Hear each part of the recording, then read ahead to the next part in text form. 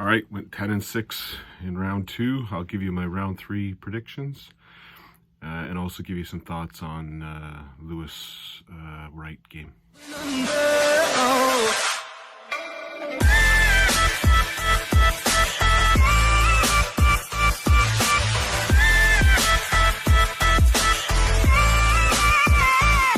All right, so 10-6. Basically, I went 5-3 on both stages.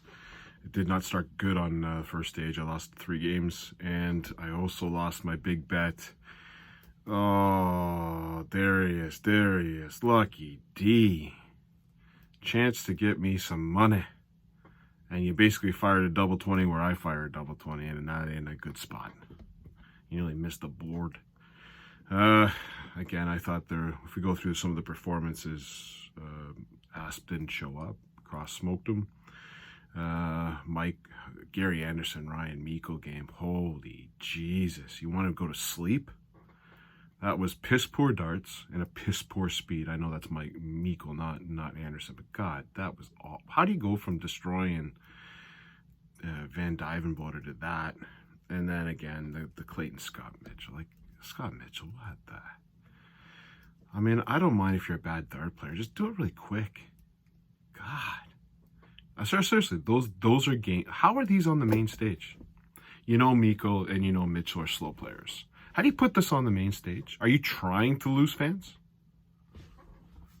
You had Smith and Gurney on the other stage. I'm going to guess the majority of us probably would have preferred that match on the main stage versus Meikle Anderson or Clayton Mitchell. I don't know. Just bad games. Again, a couple other takes on it as I just walk through, and I'll get into the Adrian Lewis, Peter Wright nonsense in just a second. Yeah, that's covering it off. Again, Ryan Searle didn't look great. Expected a lot better, but nice comeback on Joyce. Hasn't played well yet, which gives you there's a lot of players that are in the round 16 that have not played well. Clayton, Anderson, they have not played well. Humphreys, Rob Smith was actually a really good game. And then Ratowski, what the hell? Ratowski's I don't know what's happened since the Grand Slam losing to Rafferty. He's been downhill for the most part. Or maybe it was the 5-0 thumping before he played Rafferty by Price. He's gone downhill. But yeah, so let's get into the Adrian Lewis, Peter Wright match. Yeah, so I think it's 3-1 if I'm not mistaken, 3-1. Not positive on it.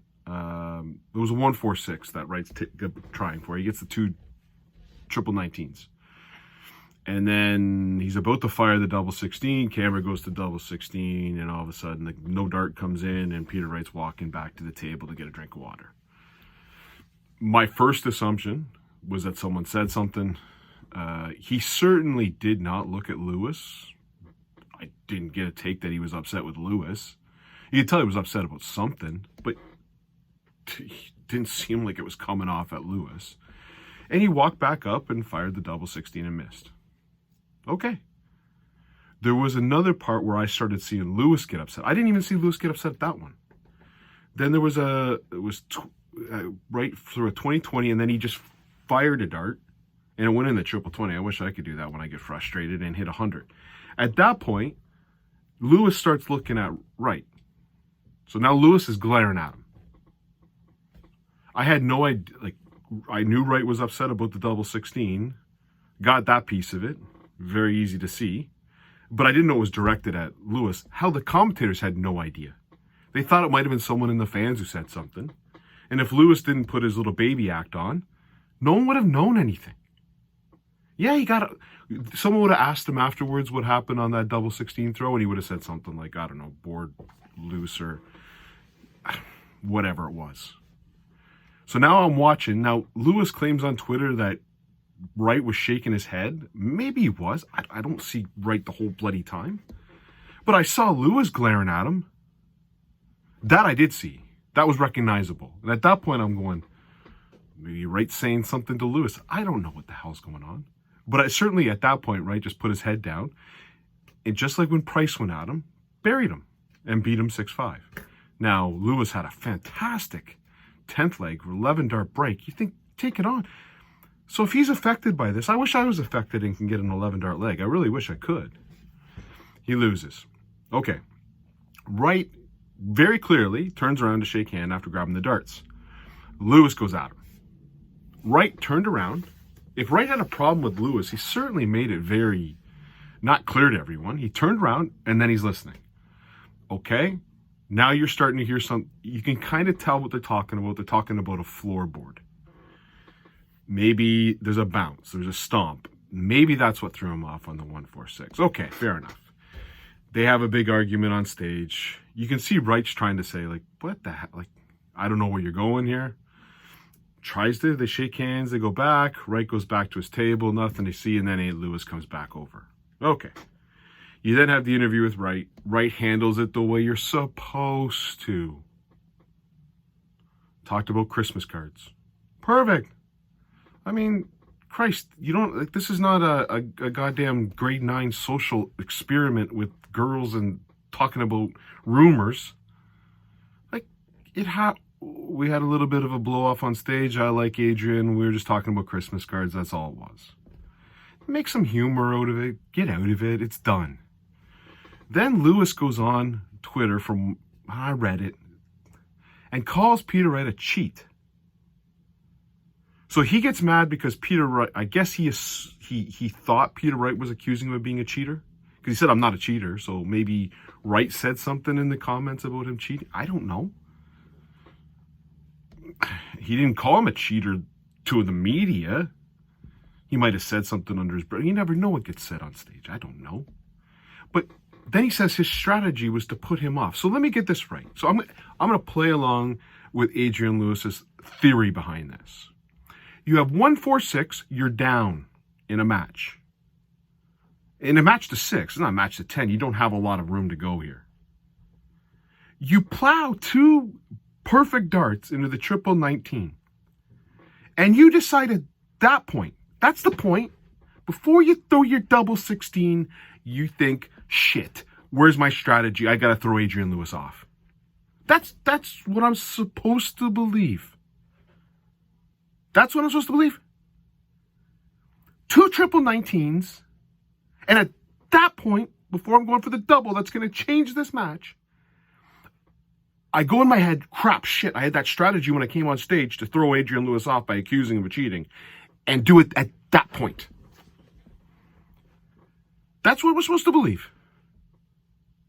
It was at that point. It wouldn't have been a point when he was playing like shit and he's down in a leg that he can't win to pull off that strategy. No.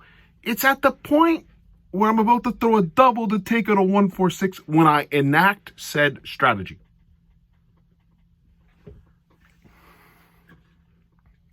Well, I don't buy it.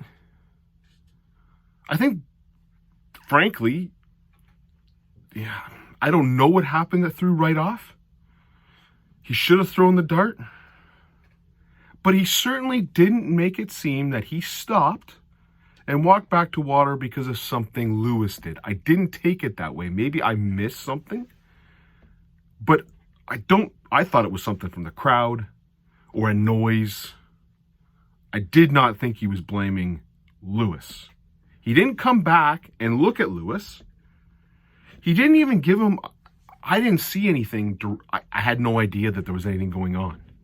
Until Wright fired a dart really fast, hit the triple 20, and came back and Lewis gave him the look. So maybe Wright said something when he was firing the dart. I don't know. But it was you had no idea what he was mad about. Lewis, I know why he's mad. So let me explain how this comes off. Lewis comes off looking like a schmuck. So Lewis has gone, like you're going on a ski to hill, you're going nice, and in the standings, and he's got the nice story, he beat Kim Ibrex, but there's him in the standings. And so he loses the match. Peter Wright goes out. Even the interviewer said he went out and got some fresh air, came back in and talked about Christmas cards and talked about Adrian Lewis being in the Premier League. I think handled it the right way. Lewis has some time to think about it and then goes to social media like an 11-year-old girl and yips. Now, the announcer, Warner Little, I think he had it right. I think he's in my camp here. You had a little blow off, go off stage and talk it out. That's what professionals would do. Have your little stomp on stage. Yes, that's happened many times. Go off stage. Don't go to Twitter. Well, Lewis, I can tell you that I'm hoping you're not. I love this. We need an Adrian Lewis in the game. Frankly, we don't. Have you enjoyed darts less because Adrian Lewis wasn't on TV? Was the Grand Prix not good? Was the Grand Slam of darts not good? Was the match play not good? Why would Adrian Lewis be part of it? What's he won? Oh, he won back in the day. Oh yeah? Well, so did Keith Deller. Should we bring him on stage too? Now, granted, I am a Peter Wright fan, but I've seen Peter Wright go bad. What he did to Rob Cross 3 or 4 years ago when he accused Cross on the stage. Now, Cross handled it and said, I'm going to destroy you. And then they talked, and then Wright came out and said, I was wrong. I just, it was heat of the moment shit. But if I go back and I look at all of the fines and shit that happens, and I try to find Peter Wright in this stuff, you might find a couple. Boy, you've got a library on Lewis. You got Wingate, you got Manly, you got Floorboard Creaking Wade Part 1, you got Justicia. You got a ton of shit to look at. I'm sorry. Who comes off looking bad? Oh, I never cheat. There's an old saying, someone who growls the most is doing the shit. Piss off, Lewis. Glad to see you gone. You've just lost anyone. I don't care if you think I'm a fan, but I certainly have a different thought process for you.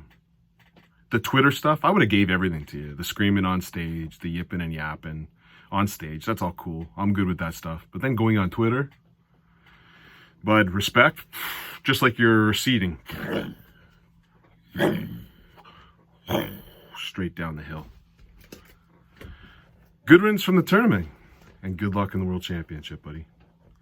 All right, here's my picks for this afternoon, or this Canadian afternoon. Night games, I guess, for Saturday night in UK, Saturday afternoon in Canada. I got Peter Wright to beat Damon Hedda 10-7. I think it'll be a good game. I don't think Wright's going to be affected by all this nonsense, so he won't. MVG Anderson, I'm hoping for a great game, but Anderson's had 2 really bad games. Maybe he can get up for MVG. MVG's had the game against Van Bardenveld where Van Bardenveld came out on fire, and he went 13 dart. I just really like MVG for this one, which would set up an MVG Wright quarterfinal, which I think would be fantastic. I got him to win this one 10-6. Gerwin Price to beat Brandon Dolan. I think it's going to be a lot closer. Price was fantastic today. Absolutely fantastic. But I like him to win this one 10-7. Great game. Last game. Unfortunately, I'm going to have to watch this on tape delay, but I will watch on tape delay and hopefully avoid the score beforehand. But I've got Luke Humphreys to beat Johnny Clayton 10-9. Ryan Searle against Rob Cross. This is form Cross. Searle I have no idea how he survived. I don't. I don't know how he survived. But he survived. So I'm going to take him. I'm a big Searle fan. He's played 2 crappy games. You got to think he's got no one. And I just said the same thing with Anderson, but Anderson's been playing, I don't know, bad competition and slow, and I don't think he's gotten into it. Searle's actually came in, and he's had to do some big things at the end of games to win. So I'll take Searle to win this 10-8. And James Wade against Daryl Gurney. First of all, Daryl Gurney has no business being in this round. Now, for you Michael Smith fans out there that you want him in the Premier League, and Michael Smith is this big thing and everything that goes along with it. Bud, you missed 10 doubles to win a game. He practices with Ian White. Surrounds himself with people that choke. And what is Smith known for? I mean, seriously, 10 darts to win, and you don't win. Not 10 bullseyes. He's just got the label.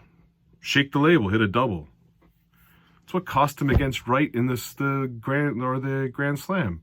Wright came back, but there was a time when he had a double to stop the rot, and he missed it. You can guarantee, game's on the line, do you want Smith with a dart in his hand? Now, Gary Anderson used to be like this. He used to miss doubles. So maybe Smith finally gets it. If Smith starts hitting doubles, double 20, look out. But instead of practicing all the other stuff, I'd practice pretty significantly on the double 20s. Or leave a different double.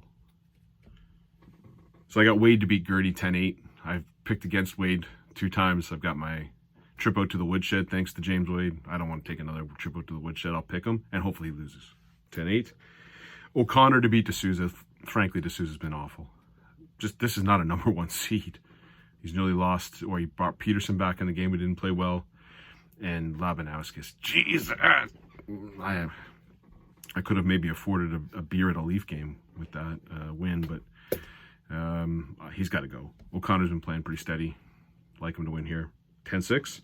And Danny Noppert, who was fantastic against Dimitri Vandenberg. I think he gets a walk over Vincent van der Voort 10-5. So again, hopefully enjoy the darts. I've been over 500. I think my total record is what? 32 out of I got to do some quick math here, which is probably not good for me. So I went, what? There were 16 games, 10 for 16. There was 32 in the first game, so I'm what? 32 for 48. Not horrible. Hopefully I go 8 for 8 in the quarterfinals. Hope everyone enjoys it. Give me your thoughts on what you saw out of the Lewis Wright nonsense. Maybe I'll go Twitter. Maybe I'll go on Twitch or LinkedIn or whatever, and I'll just talk about how my life sucks and how people try to cheat me and whine and cry. No, my name's not Adrian Lewis. Cheers.